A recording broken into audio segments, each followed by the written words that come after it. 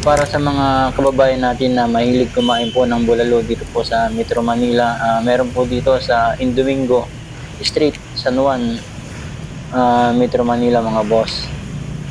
At ito nga po, may isang mais po dito at maraming pechay at repolyo po. At siguro itong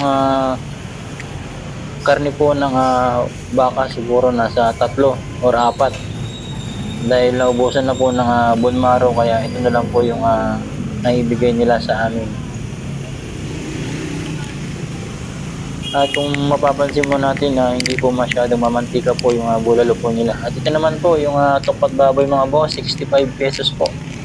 Ang dagdag ulam sakaling kapusin po itong isang order po ng bulalo.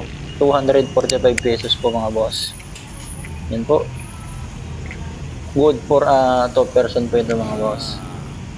At sila naman po yung mga nagtitinda po dito. Naka-uniform po sila ng kulay pula na damit.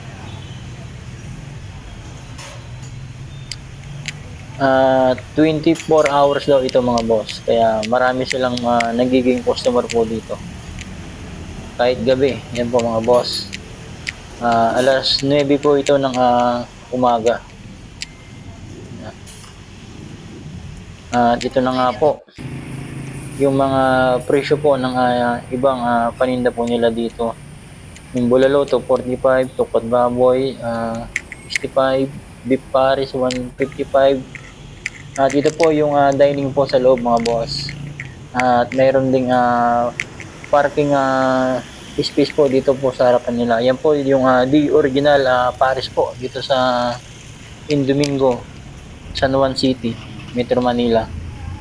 Sa mga naghahanap po, pag mapadpad po kayo, meron pong sikat na bulaluan po dito.